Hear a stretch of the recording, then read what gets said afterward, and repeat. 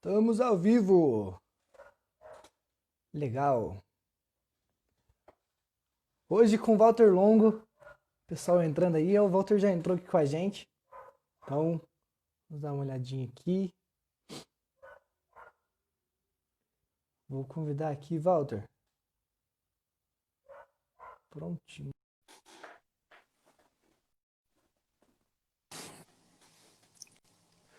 Boa noite, Walter. Tudo bem, filho? Você tá Tudo bom? bom? Tudo Que bem. honra conversar com você aqui. Imagina, um prazer é meu, viu, filho?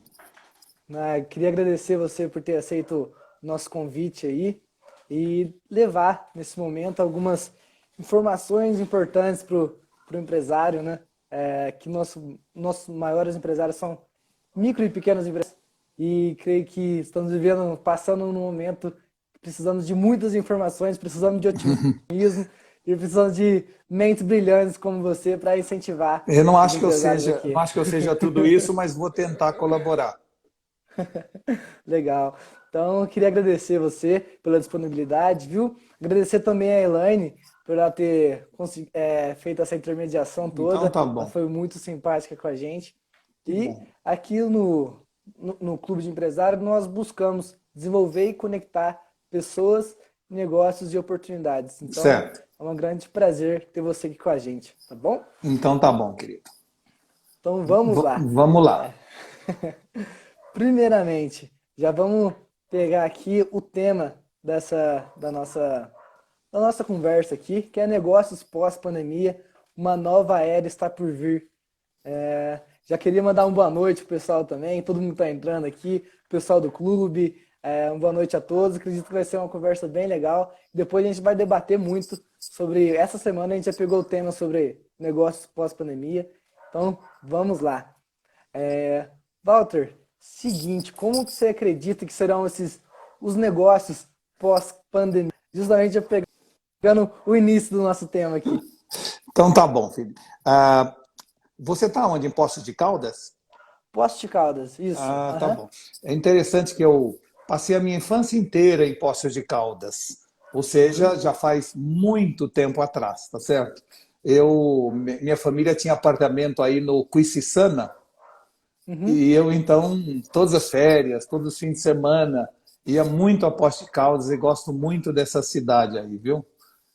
Então, em primeiro lugar, fico feliz de estar falando com Poços de Caldas. Segundo, eu tenho um amigo aí, uma pessoa que eu gosto muito, que é o Celso Aquito, que também mora aí em Poços de Caldas, é um empresário aí. Então, se ele estiver nos ouvindo, eu mando um abraço aí para ele. Mas, respondendo a sua pergunta, muita gente acha que o mundo não vai ser como antes. Muita gente tem essa convicção, né? A gente fala hoje, inclusive, de um novo normal, não é isso? É o que todo mundo está dizendo, né? Então, tem gente que diz que a videoconferência vai prevalecer, ninguém mais vai fazer reunião pessoal, né? Muita gente diz que o ensino à distância vai tomar conta do ensino em classe, que as faculdades, como a gente conhece hoje, vão acabar desaparecendo ou diminuindo. Muita gente fala que os shopping centers estarão vazios e que as pessoas vão agora acabar comprando tudo online. Tem gente que fala que a área de feiras, eventos, vai sofrer muito, porque ninguém mais vai participar dos eventos. E muita gente afirma, com convicção, que o home working é o jeito da gente trabalhar daqui para frente. Todo mundo vai fazer home office e vai ficar em casa e não vai mais precisar ter aqueles escritórios grandes, cheios de gente. E tem outras pessoas que falam que talvez a gente não viaje mais com a mesma frequência de antigamente, porque agora você se conecta e se comunica de outra forma. Tenho ouvido falar que os restaurantes vão ficar vazios porque muita gente agora vai pedir comida pelo iFood, vai ficar em casa com medo de sair de casa. Tem gente também na área de psicologia que fala que nós vamos ficar mais cautelosos em relação à nossa intimidade, namoro com outras pessoas e que isso vai também ficar um pouco mais retraído. E tem gente que fala, por exemplo, que nós não vamos mais para a academia, vamos fazer exercício em casa, tá certo? Então, eu estou dando um exemplo de tudo que a gente ouve por aí, não é?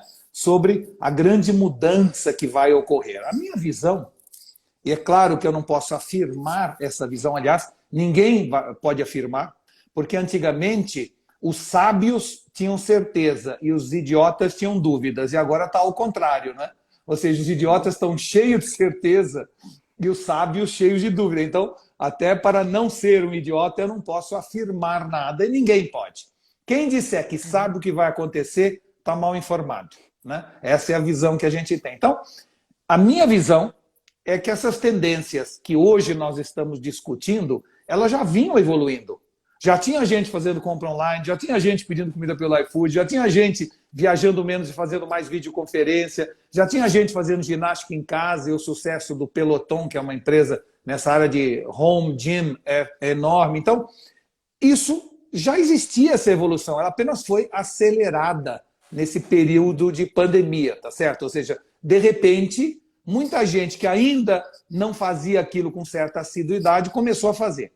Mas, se você perguntar a minha opinião, o mundo que nós conhecemos hoje não vai ser radicalmente alterado. Nós não teremos um novo mundo a partir de todo mundo sair de casa. Não é que nós, como ursos, fomos hibernar na caverna e quando saímos à selva vai estar diferente. Não vai estar diferente.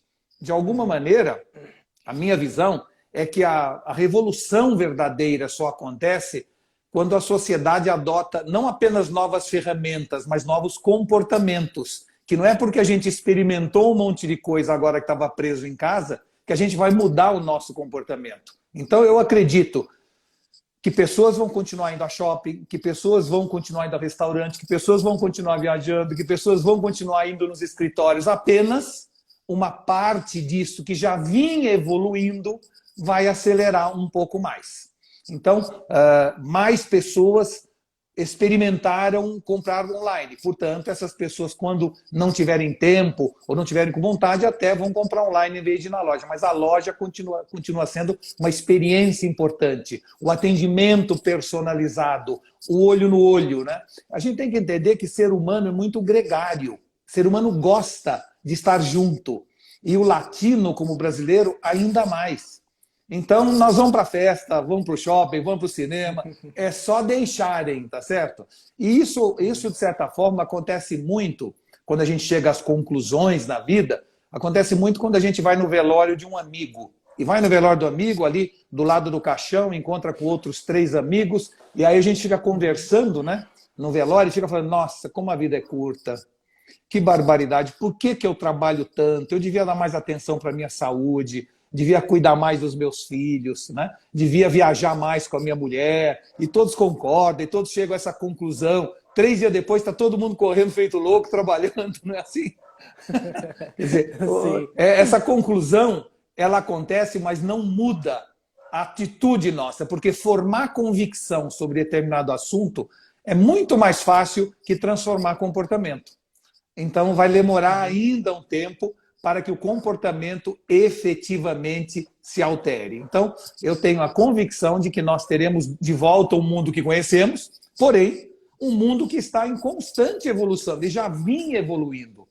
E as empresas de varejo que hoje não tiverem um braço digital vão ter problemas lá na frente. Aliás, teriam problemas com ou sem o coronavírus. Né? Apenas foi acelerado em algum tempo isso que iria acontecer logo depois. Essa é a minha visão. Sim. Muitos já se falavam nessa revolução 4.0, essa transformação digital, novas estratégias, tudo. E como você comentou, veio para acelerar esse processo que nós já sabia na teoria, mas muitas empresas, a gente vê aqui no interior, o pessoal muito engessado, e é difícil pegar essa mudança e falar assim, nossa, como que eu vou fazer? Só que já se falava muito, o pessoal já tinha informação. Então já tinha toda a informação, mas não sabia como aplicar, né? É verdade. Nós na verdade, temos que entender que a grande revolução que ocorreu nesse mundo digital não foi a aplicação de novas tecnologias, foi a abertura para um mundo de possibilidades. Então, eu acho importante você que está numa cidade bem menor que São Paulo, né? Apesar de uma cidade pujante, mas menor que São Paulo, às vezes eu falo com gente do interior do Piauí, às vezes vou lá dar uma palestra e tal, e as pessoas falam, puxa, Walter, eu ouvi sua palestra, gostei muito, mas sabe o que acontece? A cidade aqui é muito tacanha, muito pequena, né? E aí eu respondo para a pessoa, com toda a gentileza, eu falo, olha, você vai me desculpar, mas tacanha é você, não é a cidade, porque ninguém disse que você precisa trabalhar só para a sua cidade ou para essa cidade. A verdade é que o mundo digital abriu um mar de possibilidades. Aqui em Alphaville, em São Paulo, tem uma empresa chamada Brazilian Bikini, que exporta moda praia, biquíni, essa roupa de banho, para 60 países. E essa empresa, Brazilian Bikini, na verdade, é o marido, a mulher e 5 costureiras na casa dele. Ou seja, é uma microempresa que criou um site em inglês, que compra a palavra-chave no Google, e a partir disso, pessoas da Holanda, da Suécia, encomendam o biquíni pelo site, ele produz o biquíni, põe na caixinha de Sedex e manda. Ou seja, isso seria impossível alguns anos atrás.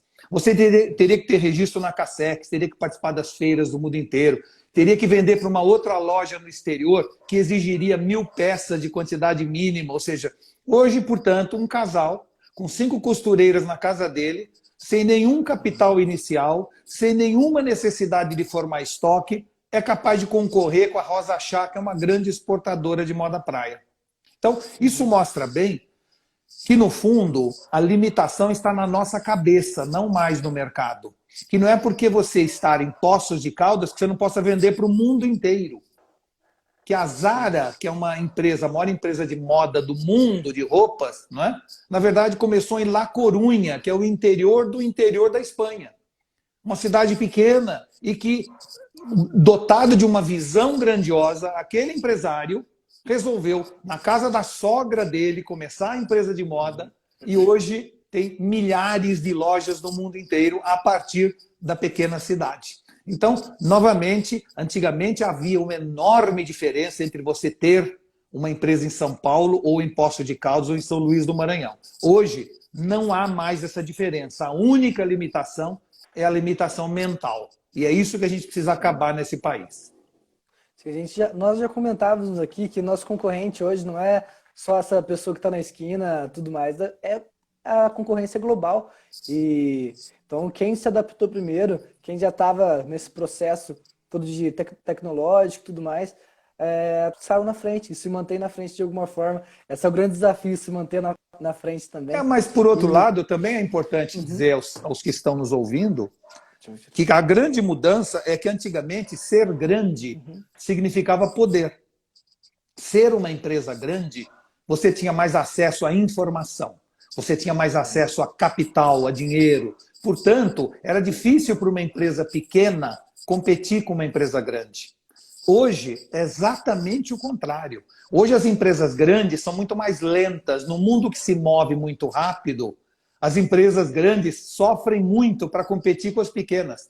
Porque as pequenas têm decisões mais rápidas, são mais adaptáveis, são mais versáteis. Então, o mundo hoje é das micro e pequenas empresas. São elas que agora têm acesso a capital e acesso à informação infinita que queiram, coisa que antes era privilégio apenas das empresas grandes.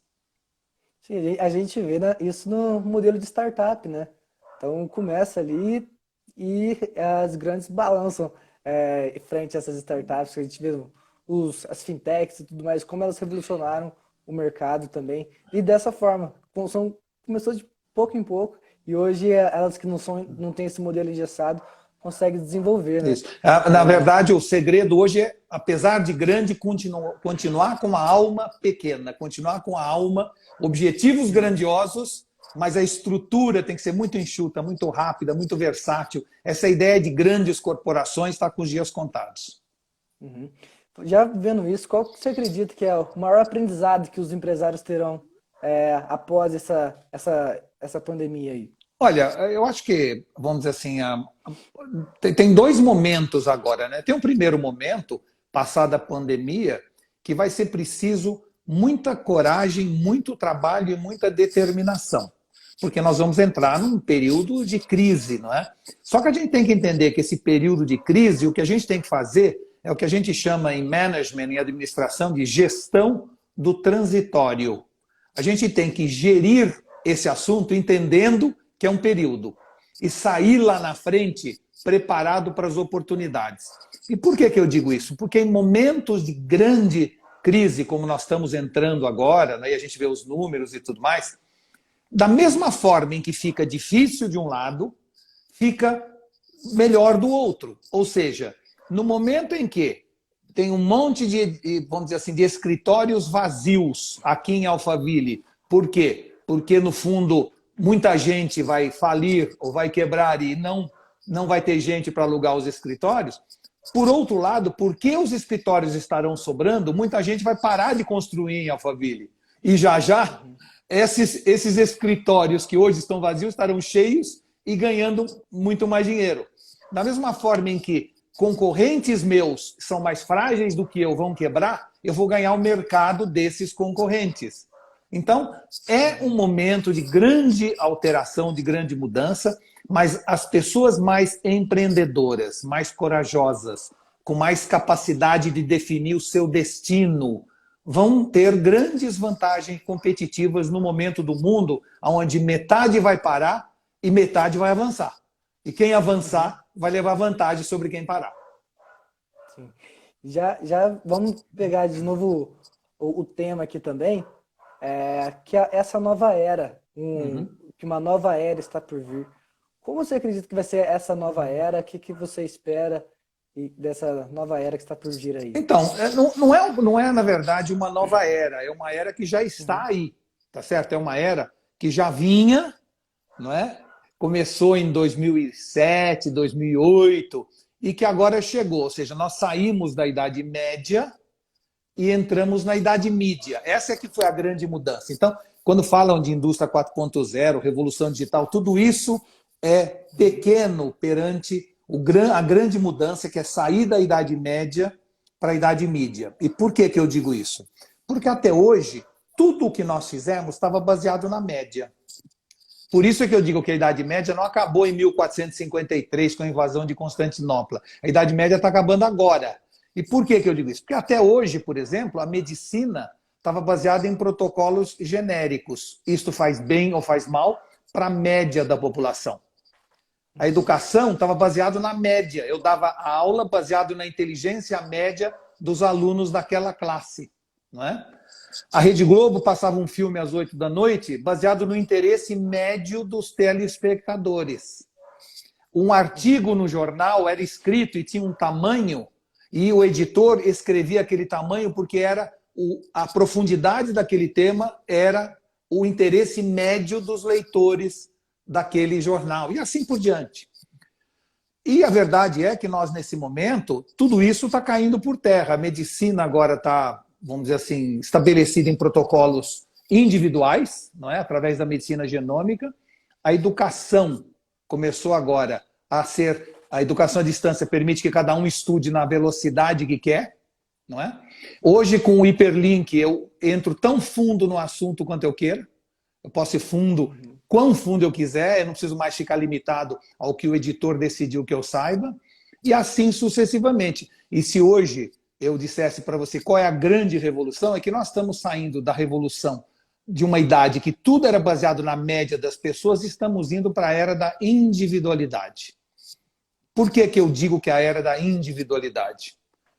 Porque, se você lembrar, há pouco tempo atrás, as pessoas chegavam numa reunião e serviam café num bule para todo mundo, o mesmo café. Hoje, cada um quer o seu café. Eu quero restreto, você quer ligeiro, o outro quer descafeinado, ou seja, a máquina de Nespresso hoje faz o café individualmente para cada um de nós, tá certo? Antigamente eu assistia o filme que a Globo decidisse, a hora que ela quisesse. Agora eu entro na Netflix e eu assisto o que eu quero, a hora que me dá vontade. E meu filho assiste outra coisa, e a minha mulher outra coisa. Então, nós estamos sendo tratados individualmente, né?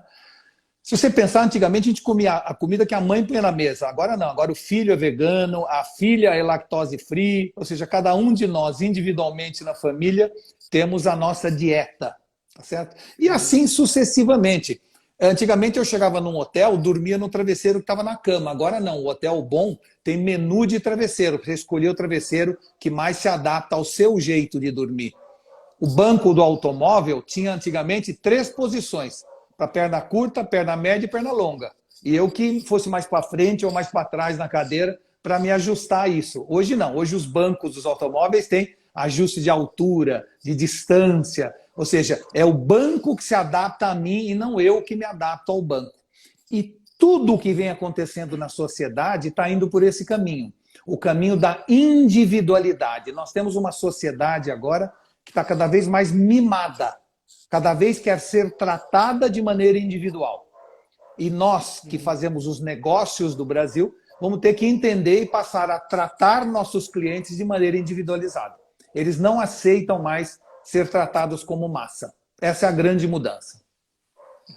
E já vendo essa parte da individualidade, cada um ser tratado de uma forma também, vamos olhando para dentro de uma corporação, como que um líder, qual que é a habilidade que ele deve desenvolver nesse momento, já que as pessoas querem ser tratadas de forma individual? Não, Como que ele deve ser? primeiro, uma empresa, ou qualquer empresa, seja um cabeleireiro, seja uma metalúrgica, tá certo? Empresas de qualquer tamanho vão ter que desenvolver dentro deles o Big Data, ou seja, um banco de dados que permita a essa empresa conhecer seus clientes individualmente. Se você tem uma franquia de Cacau Show, ou se você tem um cabeleireiro, ou se você tem uma academia de ginástica, as pessoas querem ser tratadas individualmente. Não faz sentido, por exemplo, eu ser um cliente fiel, que vou lá toda semana comprar naquela loja e ser recebido ou tratado da mesma forma de alguém que acabou de entrar pela primeira vez na vida. Eu mereço uma atenção especial pela minha fidelidade. Isso você pode desenvolver através do conhecimento pessoal ou de câmeras de reconhecimento de imagem ou um bina que você põe no telefone quando a pessoa liga, você já sabe quem está ligando e no seu computador aparece o histórico. Então, se eu tenho uma pizzaria, eu adoraria um dia pedir uma pizza e o cara que me atender falar: pois não, seu Walter, o que o senhor deseja? Vai a borda recheada de sempre? Só que é aquela meio a meio? É assim que as pessoas querem ser tratadas hoje. Não faz sentido eu comprar pizza todo dia, toda semana naquela pizzaria e quando eu chego lá ou eu ligo, ser tratado depois: não, o senhor deseja o quê? E eu tenho que falar tudo de novo. Então, isto quem vai fazer é o banco de dados. E hoje a tecnologia é muito barata e muito acessível para você ter o histórico de cada cliente na sua mão e você ter o controle absoluto disso. Tá? Segunda coisa é que dentro da empresa nós vamos ter que adotar a meritocracia. Não é possível mais nós tratarmos os nossos funcionários como na Idade Média, onde todo mundo que faz a mesma função ganha o mesmo salário. Isso não existe mais, porque hoje nós temos métricas de desempenho que nos permite pagar pessoas diferentes através de fórmulas diferentes. Por mais que a legislação diga que pessoas que trabalham na mesma função têm que receber igual, você pode criar prêmios, incentivos. O que não faz sentido é duas pessoas de telemarketing atuarem uma ao lado da outra. Uma delas atende com atenção, está sempre simpático, sempre com boa vontade, vai atrás da solução do problema. E o cara ao lado dele, né, é uma pessoa que é relaxada, não atende direito, é mal educado, e os dois ganham a mesma coisa. Não faz sentido mais. Tá certo? Você tem que implantar a meritocracia dentro da empresa. Então, da mesma forma em que seus clientes devem ser tratados individualmente, seus funcionários também, e serem premiados, remunerados de maneira individual e não mais de maneira coletiva. Então, eu acho que isso talvez seja o mais importante para a empresa de qualquer tamanho. Segunda coisa é a característica pessoal, que eu acho que é importante a gente identificar. Então, aí tem uma história que é um pouco mais longa, mas vale a pena a gente conversar, que é o seguinte: o filósofo Nietzsche sempre disse que existem dois tipos de pessoas no mundo: as pessoas de moral aristocrata e as pessoas de moral escrava. E moral escrava não significa escravidão, não significa cor de pele, não. Significa uma atitude que a pessoa tem perante a vida. Então, as de moral aristocrata dizem o seguinte: deixa comigo. A de moral escrava diz: quem é que vai fazer? As de moral aristocrata dizem: a culpa é minha. As de moral escrava dizem: a culpa é de alguém, eu não tenho nada com isso. Está sempre tirando o corpo, tá certo? As pessoas de moral aristocrata fazem na hora o que tem que ser feito. As de moral escrava são procrastinadores, deixam sempre para depois. A de moral aristocrata enfrenta o problema e confronta o problema. A de moral escrava aceita e lamenta. Então, são dois tipos de pessoas que, de alguma maneira, existem em qualquer organização. Qualquer organização tem esses dois tipos de pessoas. E não tem nada a ver com faixa salarial, não tem nada a ver com cargo. Às vezes você tem diretores que são alma escrava e funcionários do chão de fábrica que têm moral aristocrata e às vezes vice-versa. As de moral aristocrata dizem sempre ou pensam o seguinte: o sucesso é minha responsabilidade e o fracasso é minha culpa. E as de moral escrava dizem o sucesso é meu direito e o fracasso é minha sina, tinha que acontecer. Né? Então, os de moral aristocrata fazem o destino delas. Eu sinto que eu preciso de inglês, então eu vou estudar inglês. Se eu não conseguir ter dinheiro para pagar uma escola, eu vou assistir Netflix sem legenda. Eu vou entrar nos cursos de inglês grátis que tem na internet, mas eu vou estudar inglês. Os de moral escrava falam assim: não, eu não estudei inglês porque a empresa não me pagou. A empresa que tem na cabeça dele, que pagar as coisas para ele, entendeu? Então, esse tipo de pessoa eu conheço bem quando entrevisto pessoas. Vamos dizer que eu vá entrevistar uma pessoa e ela chegou 10 minutos atrasado. Se eu falo para a pessoa, você chegou atrasado. A de moral aristocrata fala assim: você tem razão, desculpa, viu? Vou procurar não fazer mais isso. As de moral escrava fala, foi o ônibus. Ou seja, sempre tem alguém ou alguma coisa que é culpado por ele ter chegado atrasado. Não é ele, entendeu? Ele não. Ele não, exato. Tirar o corpo, procrastinar. O que isso acontece? Acontece que no mundo, até bem pouco tempo, era muito mais fácil você ter moral escrava. Porque você ganhava a mesma coisa que o outro, você esperava o seu chefe mandar, você não tinha necessidade de ir além. O mundo agora é um mundo totalmente diferente. Nós vamos ter que fazer daqui para frente o que a gente quer ser. Nós temos que ser donos do nosso destino.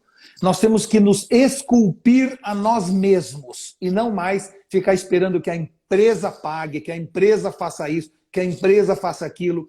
Vai se alterar completamente as relações empresa e empregado. Nós agora seremos donos, cada um de nós, do nosso capital intelectual. Assim como eu sou dono do meu capital financeiro. O capital financeiro eu deposito num banco e ele me paga juros. O capital intelectual eu deposito numa empresa, ele me paga salário. O que eu tenho que fazer? Eu tenho que aumentar o meu capital intelectual o máximo possível para receber mais valor daquele capital. E o capital intelectual, ele sofre um processo de inflação, ele vai se desvalorizando porque o mundo vai mudando. Então eu tenho que estar constantemente investindo no meu capital intelectual, mas eu que tenho que fazer isso, não é a empresa, porque o capital intelectual é meu. E se um dia aquela empresa não remunerar adequadamente o meu capital intelectual, eu vou pegar aquele capital intelectual e vou levar para outra empresa. As relações agora serão muito mais assim do que antigamente. E o mundo está caminhando para um mundo meritocrático, um mundo de performances individualizadas e, principalmente, de visão de que cada um de nós devemos nos esculpir a nós mesmos, devemos ser donos do nosso destino. Então, quando alguém perguntar para você, o que você espera do futuro? Eu não espero o futuro, eu vou fazer o futuro. Eu não espero nada. Olha. Entendeu? Então é isso. Essa foi muito boa. Eu vou fazer o futuro, né? Claro. Então, essa parte, o escravo vai falar o seguinte: eu não tenho culpa de tudo que está acontecendo. E fica lamentando, e fica reclamando, e fica depois destilando fel no Facebook, ao invés de levantar e fazer o que tem que ser feito. Então eu acho que cabe aos líderes das empresas de qualquer tamanho identificar dentro da empresa quem são aqueles que têm moral aristocrata e prestigiá-los, promovê-los, dar mais atenção a eles. Porque são esses que vão fazer a diferença no momento de crise como essa que nós estamos passando. Legal. Inclusive, mandar um abraço aí. A Gisele comentou, da GSC, ela que organiza o Flipostos, Feira Internacional do Livro. Certo. Ela falou que é sua fã. Que bom. E ela indicou para a gente tentar fazer essa live com você. Então ela tá acompanhando aqui. Manda um beijo. Tá bom, manda um beijo para ela. Gente. Legal. E já pegando tudo nesse momento de que nós temos que ir atrás das informações, fazer o nosso futuro, e o nosso presente também, né? Só que tem muitas informações, muitas lives acontecendo. Qual que é uma forma de filtrar todo esse conhecimento que tem no dia a dia? Olha, você tem várias formas de filtrar. Você pode filtrar por quem põe a informação, ou seja, em quem você confia, não é? Ou seja, se eu chego num hotel 5 estrelas na Itália e eu vejo lá um concierge bem vestido na frente do hotel, eu tenho confiança de que eu vou perguntar para ele qual é o meu melhor restaurante e ele vai me dizer, e deve ser bom, porque ele entende daquele assunto. Né? Agora, se passar alguém no lobby do hotel e eu perguntar qual é o melhor restaurante, eu não sei se ele vai indicar o restaurante do primo dele, eu não sei se ele vai indicar um restaurante porque ele gosta, mas não é uma pessoa de bom gosto culinário. Então, eu estou dizendo isso para dizer o seguinte, primeira coisa que você tem que descobrir sempre quando vai atrás da informação é a fonte. Quem é que está dando aquela informação? Segunda coisa muito, muito, muito importante. O mundo digital gerou uma tribalização da sociedade, como nunca houve antes. Isso é muito perigoso. Eu sou do tempo, sou muito mais velho do que todo mundo provavelmente que está nos ouvindo aí, mas eu sou do tempo em que eu tinha uma televisão na casa e a família inteira assistia aquela televisão. Então, eu assistia a televisão, meu pai queria assistir domingo de manhã música clássica. Mas como eu não tinha outra televisão para ver, eu era obrigado a ouvir música clássica. E por que fui obrigado a ouvir? Acabei gostando e hoje sou assinante da Orquestra Sinfônica de São Paulo. Me lembro quando jovem que eu era bastante de esquerda, né? E meu pai assistia um programa chamado Pinga Fogo, que era uma discussão entre esquerda e direita. Por mais que eu fosse de esquerda, eu ouvia um cara de direita falando, falava, pô, até que ele tem razão, até que esse ponto eu acho interessante. Meu pai era palmeirense, meu irmão São Paulino e eu corintiano. Eu me lembro de muitas vezes assistir um jogo do São Paulo e Palmeiras, porque era o que eles queriam ver, e eu, de alguma forma, passei a aprender a gostar do futebol pelo esporte, não apenas pelo meu time. Então, o que acontecia nessa época? Eu era constantemente colocado na frente de coisas que eu não queria, que eu não escolheria, mas porque eu fui colocado na frente, eu aprendi a gostar, a apreciar e a valorizar. No mundo digital, isso acabou. Hoje a gente só recebe informação que vai ao encontro das nossas crenças, só seguimos quem concorda com a gente, ou seja, os algoritmos trabalham no sentido de te dar mais do que você quer e não do que você precisa. Fazendo, então, com que cada um de nós fique cada vez mais fechado na sua crença. Então, quem é de esquerda está cada vez mais à esquerda, quem é de direita cada vez mais à direita, né? Quem é a favor, vamos dizer assim, da ideologia de gênero está cada vez mais ideológico de gênero, quem está contra cada vez mais contra. Por quê? Porque os algoritmos do Facebook, do Twitter, do Instagram, quando eles veem que eu dou like em alguma coisa, eles me dão mais daquilo. E se eu entrar no Spotify e pedir pagode, eu vou ouvir pagode o resto da minha vida. Então, de certa maneira, nós estamos num momento do mundo muito perigoso, onde a gente não está mais olhando o contraditório. Uma grande sugestão que eu dou a todos é que procurem o que você não concorda, procurem o que você não gosta. Vão ler, vão consumir, vão avaliar pessoas que pensam contrário a você. Estar frente ao contraditório é fundamental para formar o juízo de valor. Senão, você está indo cada vez mais para um exagero de um lado, sem perceber as nuances do mundo. E quando uma pessoa se fecha muito nesse gueto, não é? Eu tinha um cliente meu, eu tive agência de propaganda há muitos anos, eu tinha um cliente meu que me dizia assim, Walter, eu queria que você botasse esses comerciais meus na Globo, na Record, pode botar qualquer dia e qualquer hora, só não põe domingo de manhã. Eu perguntava, mas por que não põe domingo de manhã? Porque domingo de manhã todo mundo joga golfe. Ou seja, porque ele jogava golfe, os amigos dele jogavam golfe, ele achava que o mundo jogava golfe domingo de manhã. Essa visão fechada, apequenada, a gente está tendo isso em todas as áreas, porque as redes sociais estão cada vez mais tribalizando cada um de nós. E a gente perde totalmente o critério, seja de decidir uma campanha de propaganda, seja de decidir o valor de um funcionário. Então, temos que aceitar o contraditório. respeitar as diferenças, mas mais do que isso, ir atrás do contraditório. Então, se alguém diz que, vamos dizer assim, eu sou bolsonarista e o Bolsonaro falou uma coisa que eu concordo, eu quero ler todo mundo que discorda. Se alguém disse que o Corinthians jogou bem, eu quero ver alguém que fala que o Corinthians jogou mal. Porque aí eu vou ter um juízo de valor baseado nessa visão antagônica e cruzada. E isso serve para tudo em administração. Se muita gente na empresa diz que aquele funcionário é relapso, eu vou prestar atenção nele e ouvir outras pessoas, porque talvez seja inveja e não incompetência. É isso que a gente precisa aprender, a não se guiar por nossas convicções, e sim para ouvir constantemente o outro lado e com isso formar juízo de valor. Legal. Que aula que a gente está tendo aqui. Tô até tô hipnotizado, assim. Mas eu devo para perceber, pegar uma pergunta aqui do Thiago Mariano. Thiago Mariano, que ele é sócio fundador aqui do clube e hoje ele é secretário de Desenvolvimento Econômico e Trabalho de Poços. Certo. Então ele comentou assim, ó. Mas ao mesmo tempo que o convívio com o diferente diminuiu, a tolerância não aumentou? A tolerância não aumentou. A tolerância está sendo forçada a aumentar pela sociedade. Isso é que é o interessante do mundo. Nesse momento, nós estamos cada vez mais sendo forçados pelo politicamente correto a aceitar as diferenças e a conviver com o contraditório. E, no mesmo instante, cada vez mais, as redes sociais, as mídias estão nos colocando numa tribo cada vez mais fechada. Então, esse é que é o grande problema hoje do mundo, entendeu?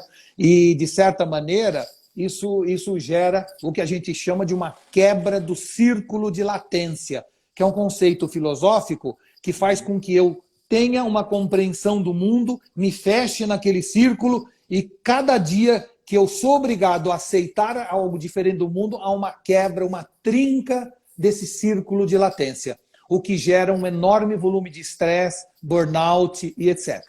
Então, não necessariamente eu posso ser uma pessoa mentalmente aberta, mas eu sou obrigado a ser. Eu posso não necessariamente aceitar um tipo de ideologia de gênero, mas hoje, se eu não aceitar, eu sou condenado pela sociedade. Só que, por mais que a sociedade condene, se eu continuar vivendo entre todo mundo que é contra a ideologia de gênero, eu vou continuar contra. Apenas calado, apenas escrevendo em perfis falsos. Mas eu não vou mudar o meu critério ou ficar mais aberto ou, de alguma maneira, tornar mais complacente o meu círculo de latência. Já pegando, você comentou de essas muitas informações aqui, a infoxicação também, gera estresse, a gente precisa ter uma inteligência emocional. Como que a gente pode ter um gerenciamento das nossas emoções aí para ter como empresários um resultado melhor, ter resultados mais de sucesso nesse momento também? Olha, a gente fala muito de inteligência emocional, né? E agora virou moda na era de RH. Todo mundo busca pessoas que tenham inteligência emocional, que saibam trabalhar em grupo e etc. Né? A gente ouve falar muito disso. Eu diria para você que isso leva novamente ao assunto anterior, que é o assunto de moral escrava e moral aristocrata. As pessoas de moral escrava são as que mais sabem trabalhar em grupo, que mais aceitam ordem superior, que mais trabalham em equipe bem, são as pessoas mais fáceis de você trabalhar, mas são as que menos mudam a realidade. As pessoas de moral aristocrata, com uma visão mais empreendedora, com uma visão mais questionadora, são as pessoas mais difíceis, que teoricamente a área de recursos humanos diz que não tem inteligência emocional, que pergunta por que não para tudo, que tem dificuldade de trabalhar em equipe, que responde na lata, não importa se aquele cara é superior a ele ou não, ou seja, o rebelde. O rebelde é uma pessoa que normalmente é convidada a sair da empresa, mas é ele que faria a diferença na organização. A gente tem que entender que os rebeldes são as pessoas que, no fundo, vão tirar a gente desse atoleiro em que nós nos encontramos. Por quê? Porque eles falam a verdade, eles não respeitam a autoridade. Se eles acharem que você está errado, ele fala que você está errado, e é bom que alguém diga que eu estou errado, que eu posso estar errado. É uma pessoa que não tem medo de perder o emprego, que não puxa meu saco. São essas pessoas que fazem diferença numa empresa. E às vezes a gente está muito mais apaixonado por pessoas que nos bajulam, pessoas que são obedientes, pessoas que chegam sempre no horário, pessoas que respeitam tudo, mas quando você vira as costas, ele entra no Instagram e passa a tarde olhando post no Instagram, porque não está preocupado com a empresa nem com o resultado. Então, nós temos, portanto, dentro de uma empresa, um time de divergentes, que são aquelas pessoas que questionam tudo, que é difícil de conviver, mas que fazem a diferença. Depois você tem um grande volume de gente que a gente chama de os complacentes, que para eles está bom qualquer coisa. E tem um terceiro grupo, que é pior ainda, que são os displicentes. Esses não querem saber nada, querem só receber o salário ou querem só receber o diploma no fim da faculdade, não estão lá para estudar e assim por diante. Então, nós temos que ter muita noção de quem é o divergente na empresa e prestigiar o divergente, aguentar o divergente, porque ele enche muito o saco. Nós temos que entender que uma empresa precisa de complacentes, mas não podemos aceitar o displicente. Esse nós temos que tirar da organização. E em momentos de crise, é o momento que mais você pode fazer esse cleaning da empresa. É o momento que mais você deve identificar quem contribui, quem é o pilar da organização, quem não é, e tirar fora para cortar custo. Nesse momento de crise vai ter milhões de displicentes na rua. Mas é onde eles deveriam estar desde o começo. Era um equívoco nosso manter os displicentes na organização. Queria até já ver uma pergunta aqui, bem legal do Pedro, que as pessoas de moral escrava, elas podem se tornar de moral aristocrata? É muito boa essa pergunta, porque é claro que quando você divide assim de maneira tão, vamos dizer assim, forte os dois lados, dá a sensação que ou você é uma coisa ou você é outra.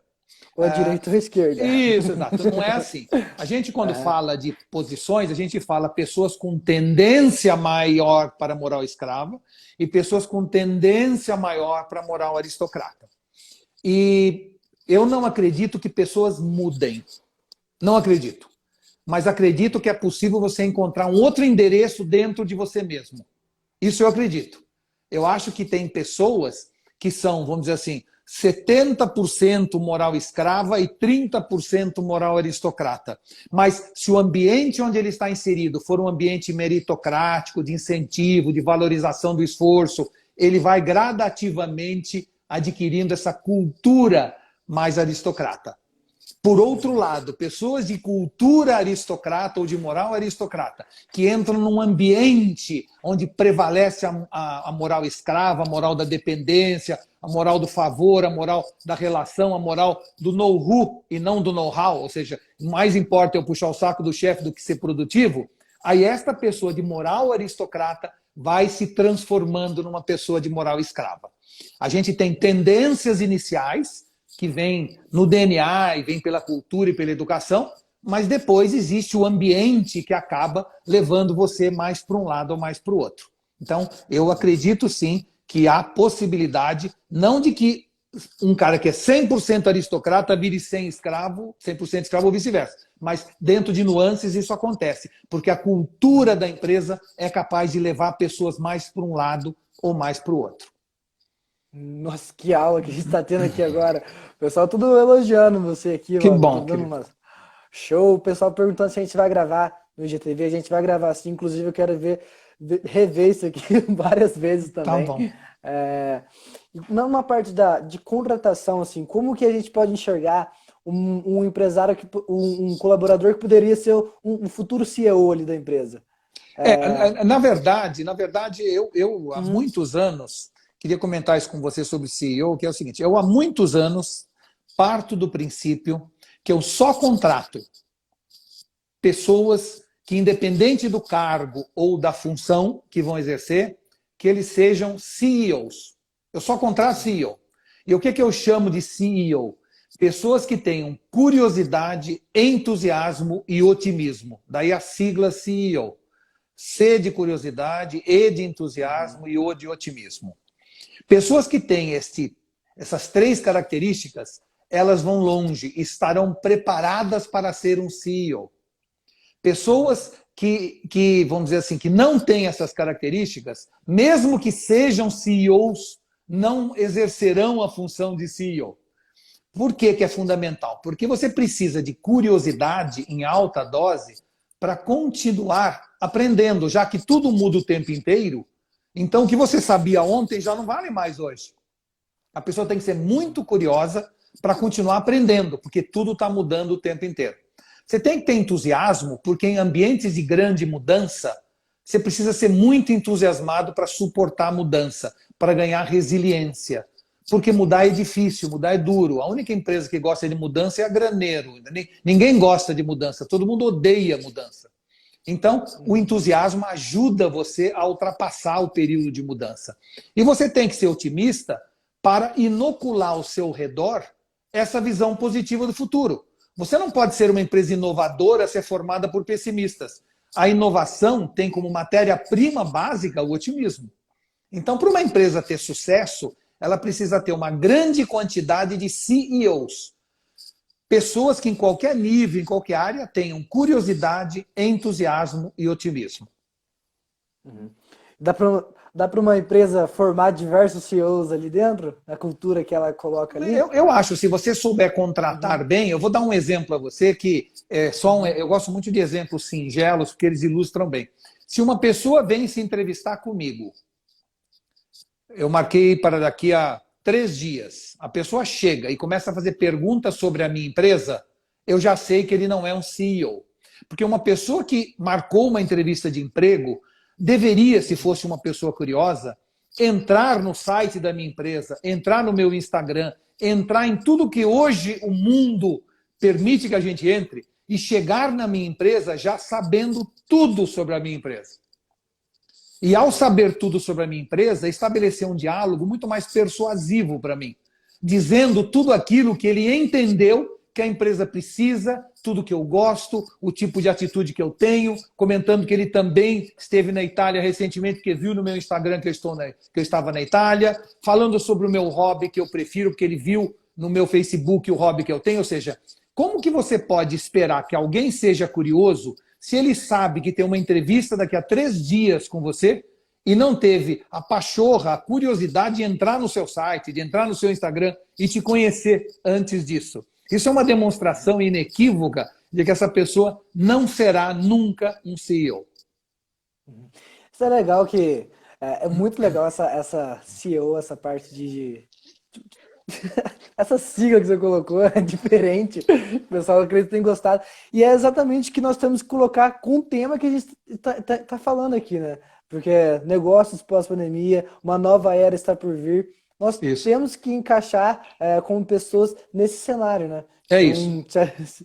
Se a gente manter esse otimismo, manter esse entusiasmo, aí a gente consegue passar por isso, por esse novo momento. E principalmente curiosidade. Eu diria a você que esse é um outro problema que o mundo digital trouxe.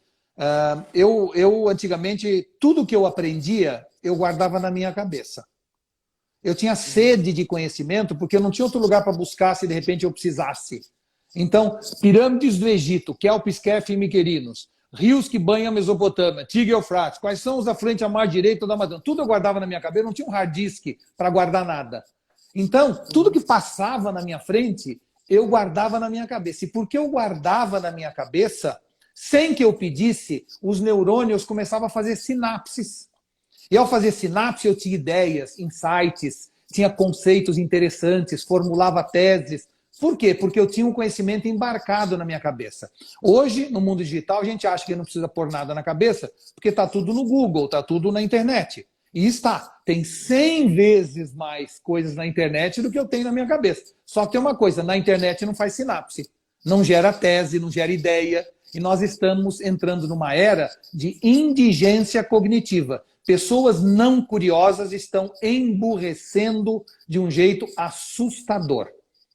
Você não consegue mais ter um diálogo fértil com outras pessoas, porque elas estão absolutamente lobotomizadas pela falta do conhecimento embarcado na cabeça.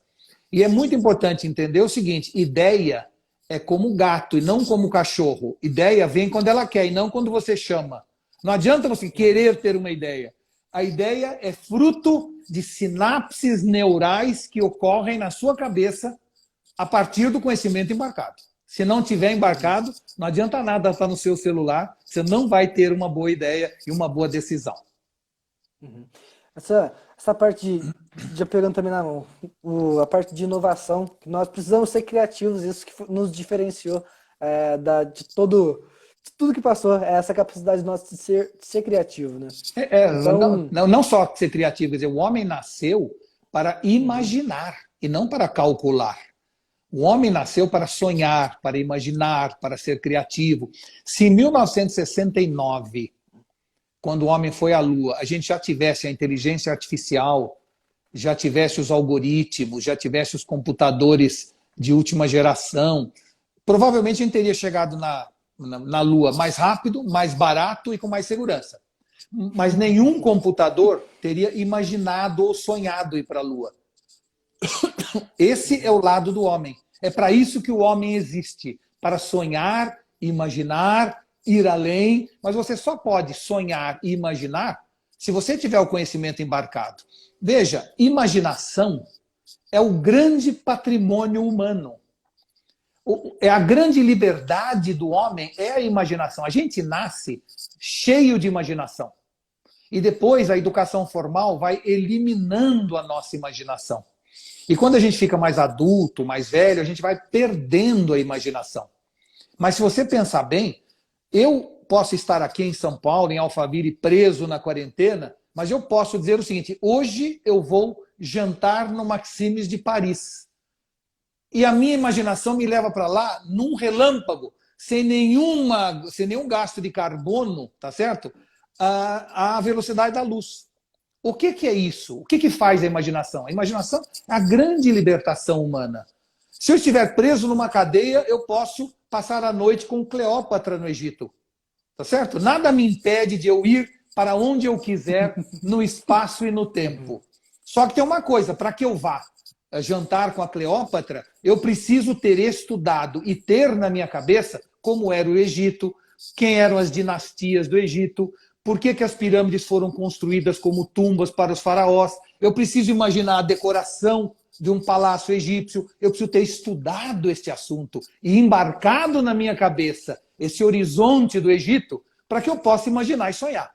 Então, o conhecimento embarcado é fundamental. E o mundo digital está dizendo para a gente, de algum jeito, não precisa saber nada. Na hora que você souber, precisar da coisa, está lá no Google. E está mesmo. Só que eu vou deixando de ser curioso. Então, daqui para frente, no futuro, muito breve, nós não teremos mais a estratificação social dividida entre brancos e negros, ou ricos e pobres, e sim entre curiosos e descuriosos. E os curiosos estarão liderando o mundo. uhum. Os curiosos vão lá para Kelps, Kefra e Miquerinos. É isso aí, a hora que quiserem. A hora que quiserem, exatamente. A hora que quiserem. Exato. Não, muito legal. A gente está faltando uns minutinhos ainda. Tá bom? E agora, umas últimas mensagens aqui para os empresários aí, nesse novo mundo que nós vamos viver, essa nova era que está por vir aqui, que foi acelerada, que já estava acontecendo, né?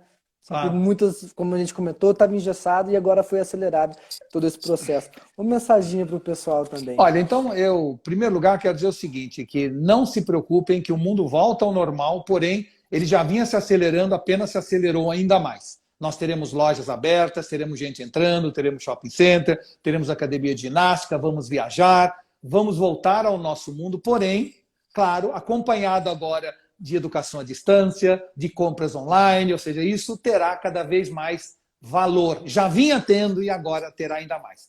Mas se você pedir para deixar uma mensagem para todo mundo, eu queria dizer o seguinte: uma vez o Mahatma Gandhi, o grande indiano Mahatma Gandhi, foi perguntado o seguinte: Gandhi, que mensagem você deixa para as próximas gerações? Né? Perguntaram para ele. E ele então respondeu: olha, a mensagem que eu deixo é a minha vida. Essa é a grande mensagem.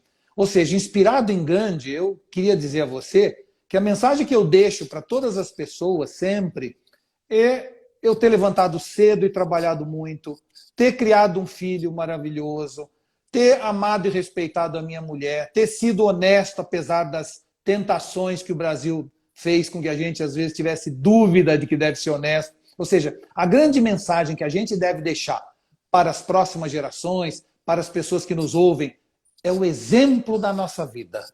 Uma vida que entende que não há shortcuts, não há caminhos rápidos. Tudo é baseado em levantar cedo, trabalhar, se esforçar, fazer o melhor possível e, principalmente, buscar cada dia mais fazer diferente para fazer diferença nesse mundo. Tá bom? Nossa, o pessoal tudo elogiando aqui. E, Walter, na sua vida, você sempre foi um CEO? Eu acho que sim, acho que talvez tenha sido uma característica que eu tive desde pequeno. Minha mãe era muito criativa, tinha brincadeiras as mais espetaculares. Um dia, numa outra live, eu te conto as loucuras que ela fazia. Então, ela me inspirou nisso. Meu pai era um professor, me fazia ler muito, ler tudo, tudo que caía na minha mão eu lia. Então, eu tinha essa visão. Sempre fui otimista, sempre acho que o que vem por aí é melhor do que o que era lá para trás, sempre acho que qualquer problema que surja, a gente vai resolver, né? E sempre fui uma pessoa entusiasmada em tudo que fiz. Então, acho que posso me considerar um CEO, não pelos cargos que ocupei, que foram vários nessa posição, mas principalmente pelo meu estado de espírito e modo de ver a vida. Que aula que a gente teve aqui hoje, o pessoal tudo batendo palminha, elogiando. Tá bom, Então, eu gente. queria agradecer todos que estiveram aqui com a gente, agradecer os empresários, agradecer os seus seguidores também, e agradecer você por todas essas palavras e dar o exemplo de vida aqui para nós aqui, que nós estamos 1 ano e meio de clube de empresários Tá e bom. já chegamos aí com 200 empresários no clube. Queremos expandir cada vez mais e ter essa aula aqui todo com os empresários.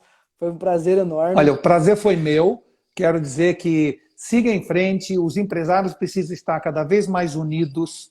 Os empresários acabam fazendo um papel social fundamental, mas como a gente não é unido, a gente nunca faz a sociedade perceber a importância dos empresários, seja na geração de impostos, seja na construção de uma sociedade mais justa, de geração de empregos. Então, continue aí no seu clube, juntando, integrando e unindo os empresários, porque essa é a verdadeira força que move o Brasil, tá bom? Vou pedir pro pessoal para a gente só tirar um print, quem puder postar aqui depois para salvar. Vamos fazer um sorrisinho aí, Walter. Tá bom.